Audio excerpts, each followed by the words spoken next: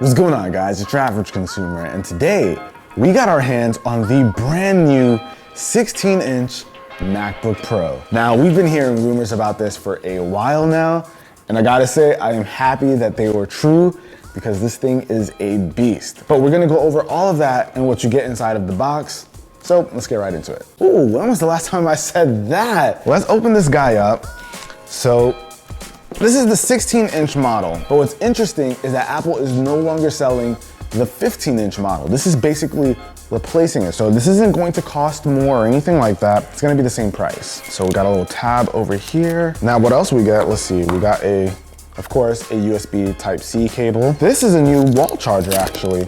This is a 96 watt wall charger. 96 watts, I think the previous was 85. That was the max. Oh, and they changed up the packaging too. Before it used to be like a plastic, now this is like paper. I did hear that they were going a bit more eco-friendly, so this is an example of it right here. So we got that stuff, and let's see, some paperwork over here, MacBook Pro, we got stickers. Ooh, peep the stickers. These are actually like space gray. Have they been doing this for a while? Does anybody know? I might actually use that. But what you guys came to see is this guy right here. So let's talk about it. So let's get the plastic off. Dang, it's not as smooth as I expected it, but it's all good. So let's pop it open. And here we have it. So we've got a bigger 16-inch display here. Oh, it powered on just by me opening the lid. Now with this new 16-inch display, Apple's actually decreased the size of the borders. So the top border is decreased by 25%, while the side borders, 34%. So you're getting a lot more display here, which is something we can all welcome. And resolution-wise, we're looking at a 3072 by 1920 screen here. And while we're talking about the display, let's get this thing off the screen and actually get this thing set up. Now, I'm going through the setup process here, and something you'll notice that's a little bit different is I'm trying to set up Touch ID, but you'll notice that it has now a dedicated Touch ID button, kind of like what we saw with the MacBook Air. Ooh, that sun is coming in strong. But also something else that's a bit different is now we have a dedicated escape key. So before we used to have the software escape key with the touch bar. Now it's dedicated to something a lot of people have been dying for, and we finally have it. Thankfully, Apple listened, and I think a lot of people are gonna be happy with that. Now we're all set up, but I wanna go back to the keyboard for a second. Apple made some changes here.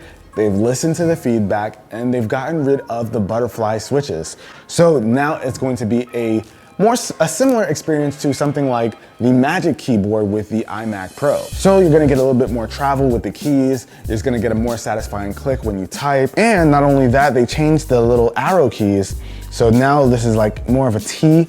Let me kind of show you guys what they used to have. Right here, we're looking at the 15-inch MacBook Pro.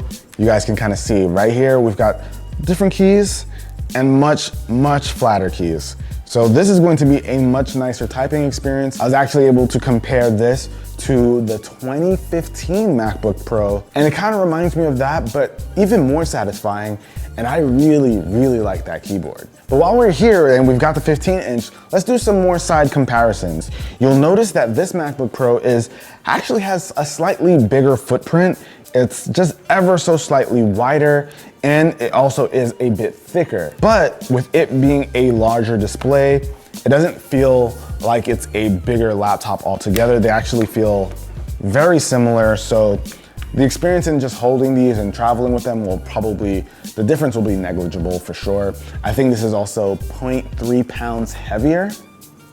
Who cares? I think the trade-off is absolutely worth it because not only did they put a bigger screen inside of here, but they've also included a much larger battery. So the FAA says the maximum battery size you can travel with is 100 watt-hours, and Apple went ahead and made it 100 watt-hours over here. So what this translates into is a bigger battery that can, of course, power the bigger display, as well as all of the specs and internals, which we'll get into in a second.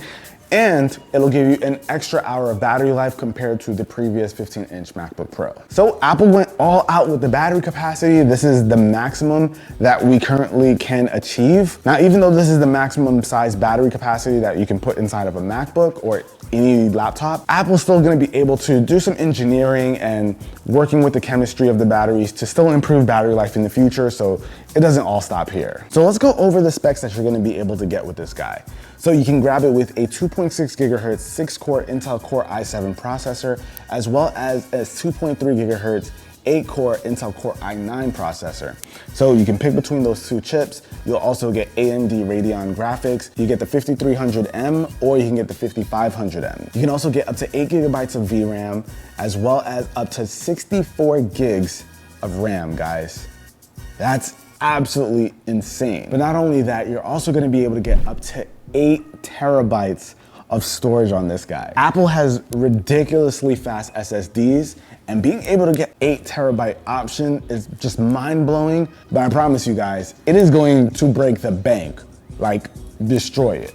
I can guarantee it. So spec-wise, this thing is going to be an absolute beast. I honestly can't wait to put it through its paces, but Apple also changed some more things. They improved the speakers as well as the microphone quality, and I figured why not just test it out so you guys can hear it for yourselves.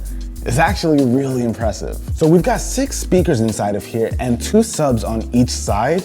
And this is interesting. Apple calls this their force canceling subs. And basically the vibration that you would expect to get from subwoofers are actually canceled out by the placement of these two. And it creates a pretty seamless experience, but allows for a lot of bass. So we're gonna play some music. So we're gonna play a little Drake. Everybody knows In My Feelings, so we'll play that. Put that thing on max volume. Now you guys probably aren't getting the full effect of it, but the bass is so deep on this laptop, and it actually gets really, really loud. Let's do that again.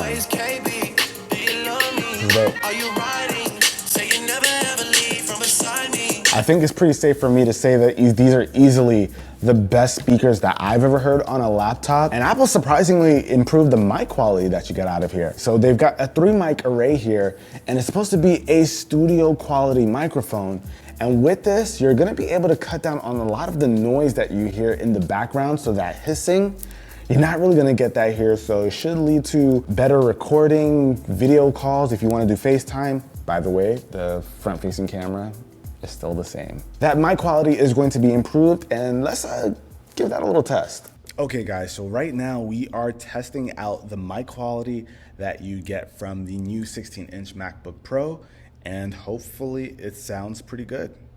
So right now we are using the 15-inch model. We're gonna see what the audio quality sounds like here. Hopefully it doesn't sound as good as the 16-inch. We want to see improvements. Yeah, wow, okay. So the 16-inch model sounds a lot better. Definitely cut down on some of that background noise. Apple's done a lot to improve this laptop, guys.